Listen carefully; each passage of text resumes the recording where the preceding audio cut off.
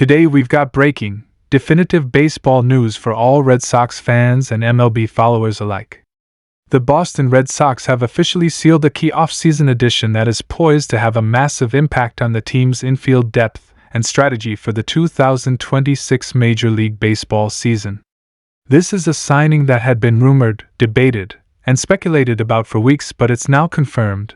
The Red Sox have officially added a versatile infielder to their roster ahead of opening day. Fans around the world are reacting to this move, analysts are breaking down what it means, and we're going to unpack every angle right here. Let's start with the big picture context from this winter's hot stove season. The Red Sox entered the offseason with one of the most talked about needs in the American League East: infield help. After a dramatic saga involving the departure of star third baseman Alex Bregman in free agency, Boston's infield picture was suddenly in flux. Bregman opted out of his contract and signed elsewhere, leaving the Red Sox with a key vacancy and a need for experience and flexibility up the middle. This was widely discussed by MLB insiders and fans alike, with speculation heating up about who Boston might pursue to fill that void. All off-season long, the rumors swirled. MLB pundits pointed out that the Red Sox needed another infielder if they wanted real depth behind their starters heading into spring training and beyond. Fast forward to now, and that speculation is over. The Boston Red Sox have officially signed utility man Isiah Kiner-Falefa to a one-year contract worth roughly $6 million. This move adds a premier infielder who brings both defensive versatility and league-proven experience to the Red Sox roster. Kiner-Falefa is a quality defender already familiar with big league competition, and this signing brings a level of polish and stability that Boston has been searching for all winter. So what makes this addition so important? Let's break it down. First, the defensive value. Kiner-Falefa is known around the league for his glove work. He's played at multiple infield spots over the course of his career, bringing Gold Glove level instincts and reliable defense to whichever position he's needed. This makes him a perfect fit for a Red Sox team that has experienced injuries and uncertainty among its infield group throughout the past season. With players like Romy Gonzalez battling health issues and other parts of the infield still stabilizing through spring training, Boston needed a veteran who could step in immediately and provide high-level defense wherever he's asked to play. Second, the versatility factor. Kiner-Falefa has played second base, third base, shortstop, and even some first base at times over his career. That kind of positional flexibility is gold dust for a major league roster, especially in today's game where bench players are often asked to fill multiple roles throughout the 162-game grind. In a division as competitive as the AL East, having a player who can slide into any infield spot at a moment's notice without losing defensive quality is a strategic advantage.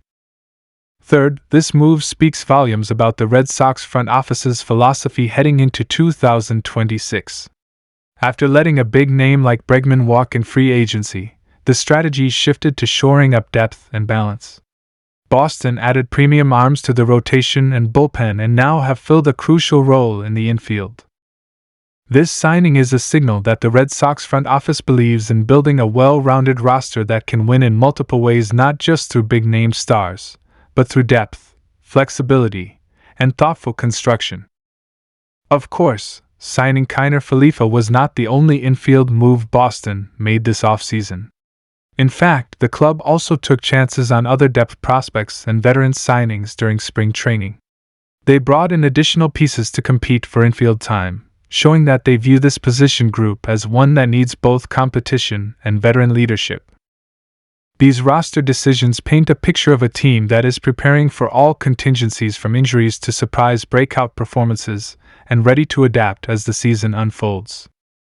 Now you might be asking, how will this affect Boston's lineup and defensive alignment on opening day? That's a really interesting question with a lot of moving parts. With Kiner-Falefa's defensive versatility, manager Alex Cora now has options. If the Red Sox decide to keep a traditionally constructed infield, Isiah could slide into second base while making occasional starts on the left side of the diamond. If someone ahead of him in the depth chart needs a day off, he can slide over without a drop-off in quality. That type of flexibility allows Cora to manage workloads effectively, and gives him options late in games where defensive runs saved can matter as much as runs batted in. As the season progresses, versatility like this often translates into more wins, especially in tight divisional races where every game matters. Another compelling aspect of this move is how it reflects the competitive balance within the American League East. The Yankees and Blue Jays both made moves this offseason that added to their infield depth, and Boston needed to keep pace. By bringing in a veteran like Kiner Falefa, the Red Sox have not just patched a hole, they've signaled that they intend to compete for the division title in 2026. This isn't a stopgap move, it's a strategic roster choice that fits into a larger plan of contending in a division full of high-powered offenses and elite pitching staffs. Let's also talk about fan reaction, because this is where things really get interesting. Red Sox Nation has been vocal this offseason, whether it was frustration around losing a star like Bregman, excitement over new additions, or debate about who should start where. With this signing, there's been a lively range of reactions. Some fans see this as a smart, understated move that improves the team in tangible ways. Others were hoping for a bigger bat or marquee home run producer. But in most analytical circles, the consensus is that this move adds meaningful depth to the roster while giving Boston a dependable veteran presence in the infield. That's exactly the type of calculated decision that can pay dividends over a long season, and fans who appreciate solid roster construction are excited about what this means going forward. Now, before we wrap up, I want to highlight something that matters to every fan watching this video: the spring training dynamics, and how this signing could impact the everyday lineup once the season actually begins. Spring training is all about competition, and roster spots aren't guaranteed just because a player signed a contract. That said, an experienced player like Kiner Falefa starts with a leg up not because he's old news, but because he brings a track record of performance and versatility that younger prospects have yet to prove at the major league level. But keep an eye on the rising talent in the organization, because a strong performance by a young infielder could force Cora's hand and create a fascinating internal competition. If you're a Red Sox fan, this signing should make you both hopeful and curious.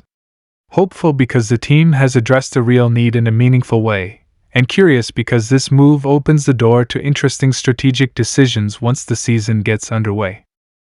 Before we finish, here's the call to action. If you love this kind of in-depth, analytical baseball content with the latest verified news and breakdowns, hit that like button, subscribe if you haven't already, and turn on notifications so you never miss a big update like this one.